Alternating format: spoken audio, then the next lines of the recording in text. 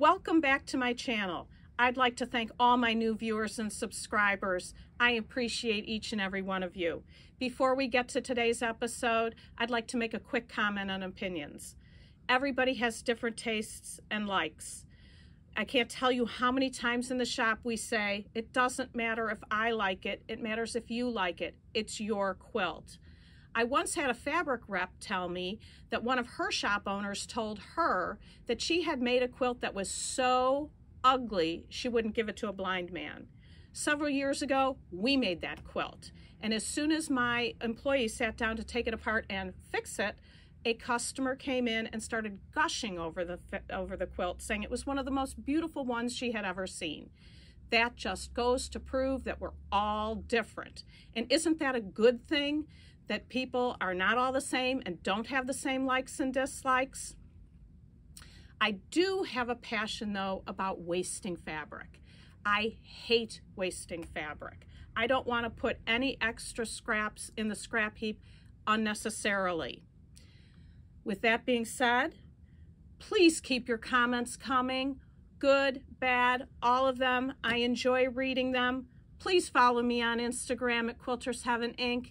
Here's today's episode. Hello everybody, welcome back. My name is Maureen O'Connor from Quilters Heaven in Northbrook, Illinois, and I am the Opinionated Quilter. Today's episode is Precuts, the good, the bad, and the ugly. But before we get to that, I'd like to start off with a tip using sergers. We at the shop have fallen in love with the Bernina new air threaded sergers, the L890 and the L850, and we have been making projects with them. We made this pillowcase entirely on the serger, including making the piping. Very fun, very fast. We have also made this shoe bag from Suki Sews. In her pattern, she uses vinyl for here, but we decided to do an embroidery for that section of the shoe bag. And as I talk to my customers about making things on the serger, they often say, I have a serger and I never use it. I have a serger and it's still in the box. I have a serger and it's in my closet. Well, if you have a serger you're not using, what I would like to show you to do is to set it up and leave it set up to serge batting together. Let's see how we do it. So I've got the Bernina L450 set up for a 2-thread narrow flat lock. I've also loosened my tensions up a little bit. But if I have 2 pieces of batting that I want to put together. Now picture it being a lot more batting. If you were going to your domestic machine and zigzagging, you'd have to hold them together like this. When you're serging, you have them on top of each other, so all your fabric, all your batting is to the left of your serger. So you don't have to worry about space on your machine from needle to the side of the machine. So I'm just going to lift the presser foot, put my batting underneath the foot, and I'm just going to serge it all together here. Now picture this being something big enough to be for a quilt. And all you do is now give it a tug, and you can see right there, you can see that the batting is butted up side to side here. It's perfectly flat. There's no ridge. Totally flat to use for batting for a project. We do a lot of charity quilts here. We do a lot of Project Linus quilts. We have a lot of batting scraps. We can just serge and serge and serge the scraps together till we have pieces big enough to use. Great way to use your batting scraps. Oh, and I forgot to mention this shirt I made all on the serger. I was amazed at how easy this neckline was. I just followed the directions and it came out perfect with me just serging together. And the I did the 3/4 length sleeve, which I love because then it doesn't get stuck into anything or water when you're doing dishes. Just really fun, super easy. So we've been having great fun with the serger, but if you don't want to make clothing or the projects I showed you before, set it up for your batting scraps and just leave it set up. So now for our episode, pre-cuts, the good, the bad, and the ugly. What are pre-cuts? Most of you already know, but for those who don't, I'll go through them. There are fat quarters. There can be bundles of fat quarters or individual fat quarters. A fat quarter, rather than being 9 inches by full width of the fabric, it's 18 inches by half the width of the fabric. So it's the same amount of square inches, it's just a different shape of cut of fabric. There are also 10-inch squares, which Moda's trademark name is a layer cake. You'll hear other people call other brands layer cakes, but it is a trademark name of Moda's, and it just means 10-inch squares. There are also 5-inch squares, which people call charm squares. There's 2.5-inch strips. The Moda trademark name is a jelly roll. There are also 2.5-inch strip packs from other companies. This one is Cocoa from Michael Miller. 2.5-inch strips, 2.5-inch strips. Bally Pops is a name from Hoffman. These are all batiks. 2.5-inch strips.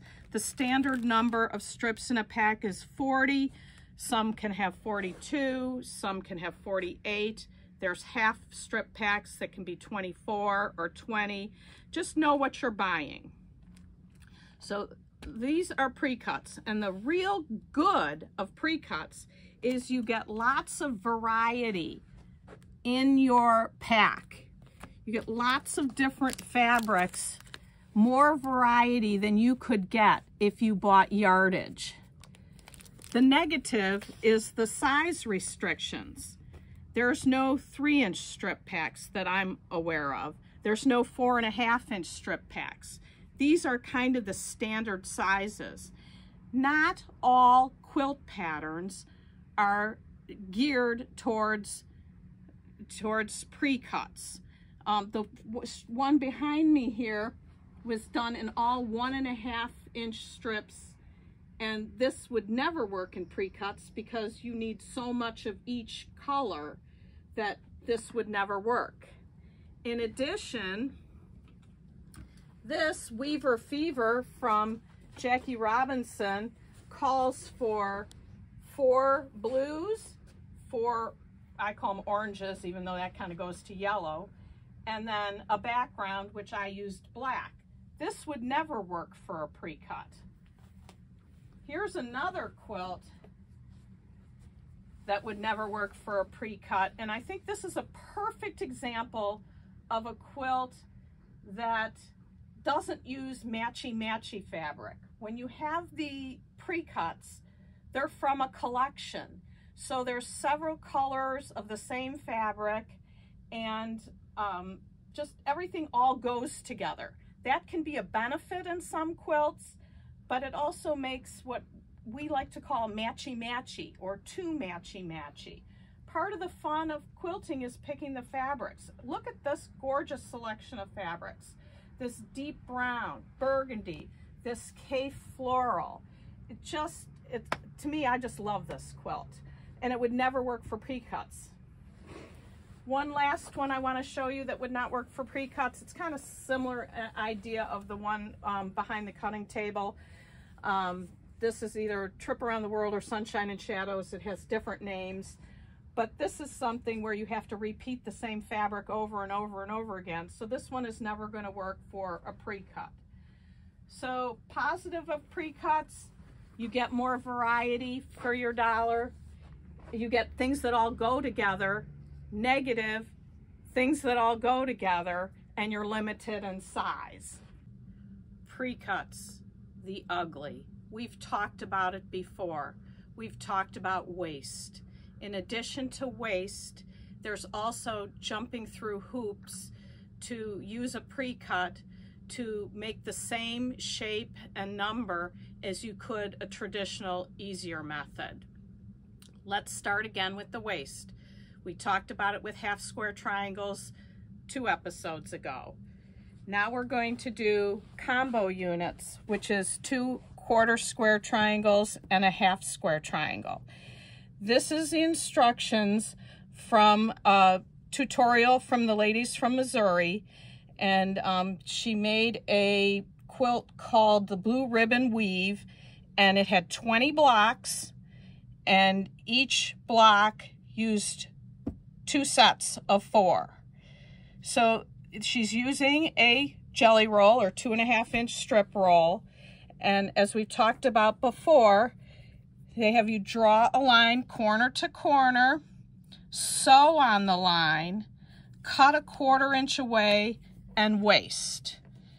Then she takes the 1/2 square triangle that you have left, puts on another 2.5-inch square, draws a line, sews on the line, and gets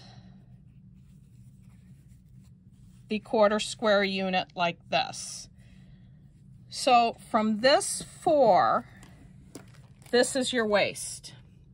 Now multiply this by 40. It adds up to a lot.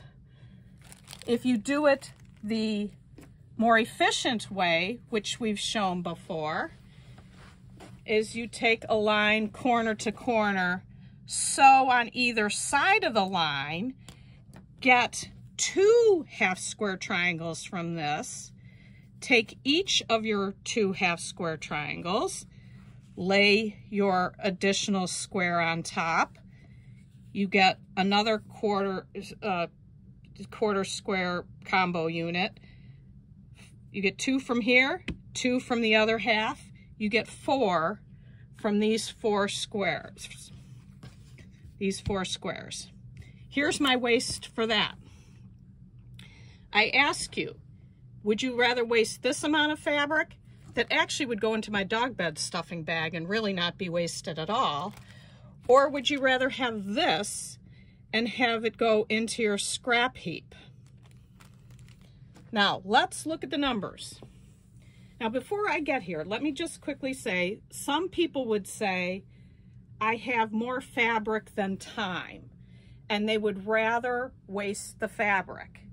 If you'd rather waste the fabric, skip this part. But if you want to conserve fabric and not have things to go into your scrap heap and have to figure out some use for it, pay attention to this. I don't think most people know the numbers. For the 4 units here, it took 3 squares per, so 12 squares total. Here is 12 2.5-inch squares. Here's the 4 that I made these out of. Let's lay it on top.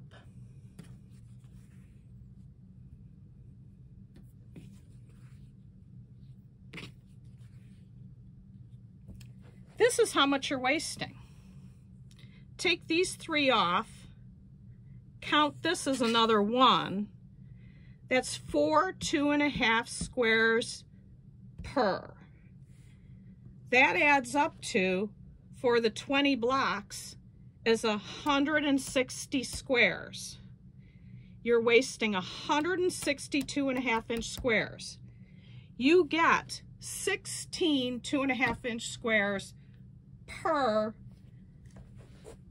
2.5-inch strip full width of fabric.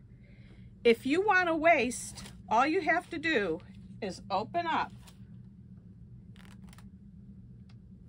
your jelly roll or 2.5-inch strip pack. 1, 2, 3, 4, 5, 6, 7, 8, 9, 10. Wheel them off and throw them in the trash, because that's what you're doing when you use this method to make your 1/4 square, 1/2 square combo units. This is not an indictment on precuts. I love precuts. The indictment is on patterns that don't work for precuts and using them anyway. There are lots of good patterns out there. You need to look at the pattern, look at the instructions, and critically decide if that's a good pattern for the precuts that you have, or would you be better off using yardage? There are several good patterns out there. One I really liked was from Tiffany's A Quilting Life. It's called Layer Cake Madness. That uses 10-inch squares.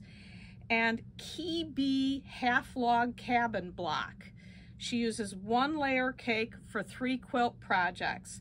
And it's a very nice pattern that has very little waste. So does Tiffany's. Tiffany, very little waste. These are great for 10-inch squares. Here's 2 real good ones for 5-inch squares. They're both from Villa Rosa Designs. One is called Nightlight, one is called Latin Lady. They have a whole lot of these little tiny patterns that are very inexpensive, and they have some waste, but not enough to worry about. These are excellent patterns for 5-inch squares. There's also a lot of good 2.5-inch strip jelly roll patterns. Right now, we are making for the shop a store sample for jelly or jam, and this is from Annie's Quilting. They have a lot of good books, and this one has 8 projects in it, and this is the one we decided to make. And this one, although they all do have a little bit of waste, they don't have a lot of waste. Now, some people would say, I'm a quilt shop owner. Don't I want people to overbuy and have extra fabric they don't use? No, I'm like you.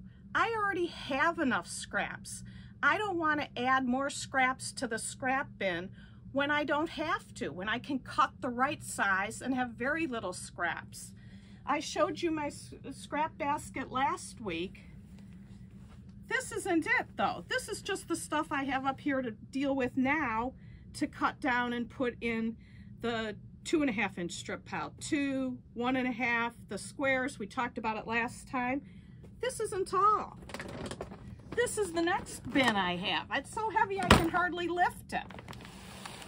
And that doesn't include all the boxes and boxes of leftover scraps that I haven't gotten into this bag or into this basket.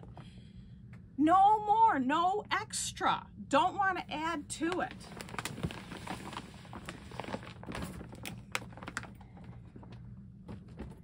Now, one other issue that I have found is not a waste issue.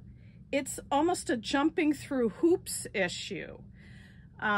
In one episode from the Ladies of Missouri, they did 3 new quadrifoil quilts, and they needed 4 patches.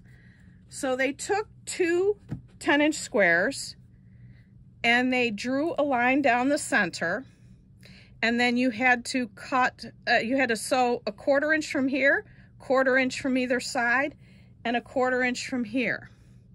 Then they took and cut 2.5, 2.5, 2.5 across. So how many would you have gotten from here? 16. Well, isn't that funny? 16 is the same number of cuts you get from a full width of fabric.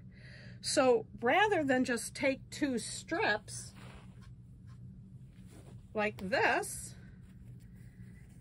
and sew them together and then cut them, they go through this of making 4 sewing lines, drawing a line, when you can just sew a strip together. To me, this is easier. In addition to which, you can sew several together, press them.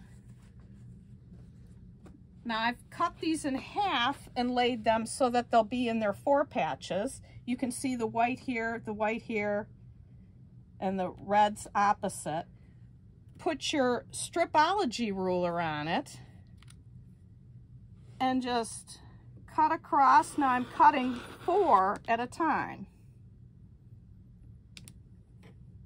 Let me just make sure I'm doing the right ones. Yes. You don't want to make a mistake. But I would keep going all the way across. And I would have here 16 and 16 4 patches already made. To me, that's a lot faster than the 2.5 inch.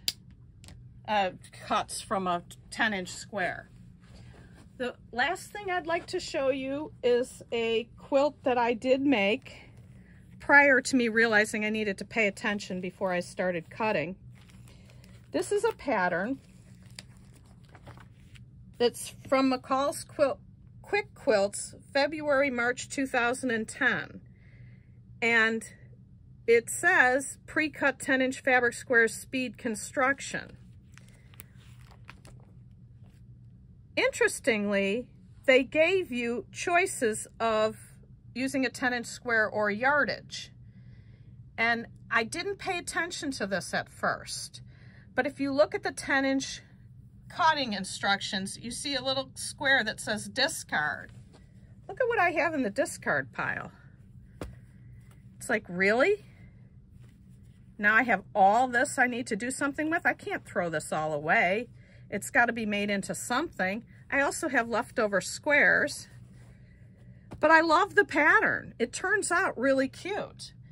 So if you don't want to have to pick your fabrics, use a 10-inch square package and you know you have this whole pile of leftovers, or pick yardage. Now, one thing you can do, people say you can't get the variety if you get yardage, but you could pull a few things out of your stash that you really like and want to use, and then just fill in with a couple pieces. Then you can not only get your own quilt, because I find when people do the pre-cuts and they do exactly what the person who showed you the quilt used the exact same things, you're making someone else's quilt. You're not making your own quilt. Take a few things from your stash, pick up a few things in addition to it. You can get the same variety and you can make the quilt your own. That's the episode today. Pre-cuts, the good, the bad, and the ugly. Thanks for watching. See you next time.